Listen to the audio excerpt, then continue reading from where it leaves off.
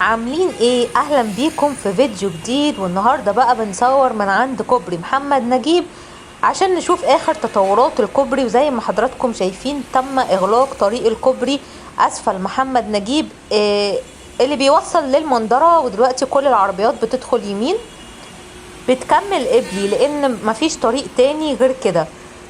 طبعا دلوقتي بيتم عكس اتجاه طريق خالد بن الوليد. هنشوف مع بعض كل التفاصيل دي دلوقتي في الفيديو. ما تنسوش بقى تشتركوا في القناة وتفعلوا الجرس على الكل عشان يوصلكوا كل جديد. وما تنسوش تضغطوا لايك للفيديو. قناتنا خاصة بكل مشروعات اسكندرية وكل حاجة تخص اسكندرية هتلاقوها موجودة على القناة. في اعمال هنا اسفل كوبري محمد نجيب بيتم كده وضع زي صبة على الرصيف اسفل الكوبري. طبعا كل العربيات بقى قبل ما بتحود يمين كده وتدخل شارع محمد نجيب بتطلع اعلى الكوبري عشان تكمل على المنظرة. كل اللي بيدخل يمين ده بيمشي بقى ناحية قبلي. طبعا في يوتيرن جديد تحت الكوبري هنا هنوريه لحضراتكم دلوقتي. وبالنسبة كمان للمكان اللي هو الجزيرة اللي في المنتصف هنا دي تقريبا هتكون جراج بيتم برضو وضع رمال فيها. وهنشوف مع بعض دلوقتي اخر تطورات المكان هنا. هنشوف مع بعض كمان شارع خالد ابن الوليد اللي هو شارع هيلتون اللي كان طبعا رمادة قبل كده. تم وضع الاسفلت وخلاص كده الطريق بيجهز معانا عشان ده هيكون الطريق البديل لإشارة سيدي بشر. وهيتم إلغاء إشارة سيدي بشر نهائيا. وطبعا إشارة سيدي بشر هيتم إلغائها أول نوفمبر. شايفين هنا بقى بيتم وضع رمال هنا في المكان ده. والمكان ده يقال إنه هيبقى جراج لأن الشارع اللي هندخله مع بعض دلوقتي شارع خالد بن الوليد. في عربيات كتير جدا راكنة على الجانبين. فكل العربيات دي الناس طبعا ساكنة في الشارع فمش هيكون في اي مكان للعربيات دي تركن فيها. فاعتقد كده ان المكان اللي كنا واقفين عنده دلوقتي هو ده اللي هيكون جراج للعربيات دي. هنعدي مع بعض كده الطريق وهندخل بقى شارع خالد ابن الوليد اللي بيتم دلوقتي اعمال الاسفلت فيه. طبعا الشارع هنا مساحته كبيرة ولكن كل العربيات اللي راكنة على الجانبين دي مضيقة الشارع شوية. الشارع ده اللي هيكون كل اللي جاي بقى من ناحية إشارة سيدي بشر بدل ما بينزلوا على الكورنيش على طول لأ بيجوا من الطريق ده. طبعا هيتم عكس الاتجاه. بدل العربيات بصوا داخلة كده لأ بعد كده مش هتخش من الناحية دي. كل ده هيكون نازل لكوبري محمد نجيب. يعني من أول إشارة سيدي بشر أو من عند فندق الهيلتون لغاية محمد نجيب. كل ده هيكون الطريق البديل لإشارة سيدي بشر. ما زلنا موجودين في شارع هيلتون. طبعا قدام شوية من عند الهيلتون كده الأعمال هتبان معانا. تم إزالة طبقات الأسفلت القديمة وبيتم حاليا وضع الأسفلت. بصوا هنا كده بداية الأعمال. هنمشي مع بعض كده. وعلى فكرة الأسفلت هنا كان لسه طري فيعني الموضوع كان مش لطيف. هنا خلاص تم وضع الأسفلت وده كده هيكون الطريق البديل لإشارة سيدي بشر.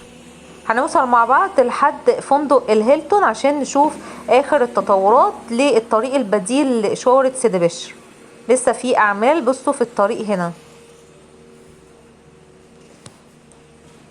طبعا في معدات لسه موجودة كانت داخل الطريق. هنوصل مع بعض كمان لحد إشارة سيدي بشر عشان تعرفوا الاتجاهات هتكون ازاي. الاتجاهات الجديدة للطريق البديل لإشارة سيدي بشر. الطريق هنا باين انه واسع وكبير عشان مفيش ولا عربية راكنة على الصف يعني. بصوا فطبعا الموضوع هنا هيكون سلس وكويس جدا لو مفيش ولا عربية تركن في المكان هنا. عكس بداية الشارع لما دخلنا مع بعض الشارع كان ضيق لان كان في عربيات على الجانبين. فمش عارفة بقى هل الوضع ده هيستمر بعد كده ولا لأ. ولكن اعتقد ان الجزيرة اللي في المنتصف دي لو بتتعمل جراج فهتبقى افضل بكتير لان ده كده هيكون طريق رئيسي بدل إشارة سيدي بشر فما ينفعش يكون في عربيات راكنة. واخيرا هنودع مع بعض اشارة سيدي بشر قريب جدا. اول نوفمبر خلاص مش هيكون عندنا اشارة سيدي بشر تاني، مش هتكون موجودة. بصوا دي هنا الاسفلت اللي بيتم وضعه على الطريق. هنوصل مع بعض لحد الهيلتون، وهنوصل كمان لإشارة سيدي بشر عشان هوصف لحضراتكم الاتجاهات من هناك. كل بقى اللي جاي من يعني من ناحية بقى خالد بن الوليد أو من سيدي بشر، وهينزل بقى على إشارة سيدي بشر القديمة خلاص مش هتكون موجودة. هيدخل الشارع هنا بتاع خالد بن الوليد، وهيمشي بقى وينزل من أسفل كوبري محمد نجيب. احنا هنا وصلنا عند هيلتون، وشايفين كده الاسفلت وصل معانا لحد اخر الشارع قدام. والطريق هنا ان شاء الله هيكون جاهز معانا اول نوفمبر، لان هيتم بقى الغاء اشارة سيدي بشر نهائيا، وده الطريق البديل لاشارة سيدي بشر. وصلنا هنا بقى عند مسجد سيدي بشر وامام حديقة سيدي بشر. بصوا بقى كل اللي نازل، العربيات اللي نازلة دي بعد كده على اشارة سيدي بشر مش هيكون في خلاص الطريق ده. كل اللي نازل ده هيدخل بقى من الشارع اللي كنا ماشيين فيه دلوقتي، يعني هيحود شمال ويدخل يمشي في الشارع ده ويوصل بقى عند محمد نجيب وينزل من اسفل الكوبري. يعني الطريق ده كده مش هيكون موجود تاني بعد إلغاء إشارة سيدي بشر. رجعنا تاني بقى عند محمد نجيب عشان نشوف اليوترن الجديد. يعني لو حد نزل من هنا وعايز يرجع تاني لسيدي بشر هينزل بقى بصوا من اليوترن الجديد ده ويمشي على طريق الكورنيش ويوصل سيدي بشر. يعني كده في طريقين يوترن جديد بيوصل لسيدي بشر، وكمان بننزل من اسفل كوبري محمد نجيب عشان نروح في اتجاه المنشية. طبعا في اعمال بتحصل اسفل الكوبري زي ما وريتكم في اول الفيديو.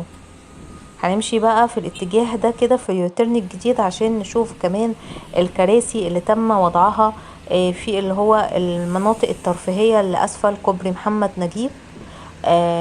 ابتدوا يحطوا الكراسي هناك اسفل الكوبري.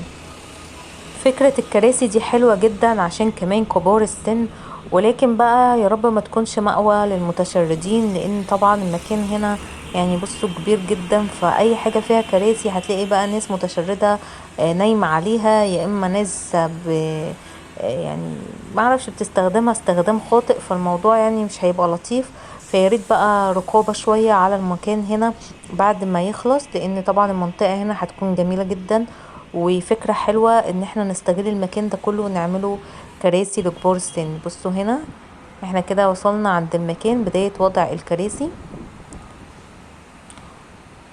المساحة هنا كبيرة وحلوة قوي، الفكرة ان احنا نستغلها صح. هنا طبعا بوابة الدخول.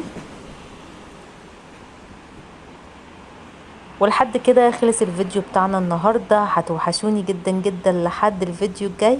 شكرا ليكم ولمتابعتكم، اشوفكم في فيديو جديد. باي باي.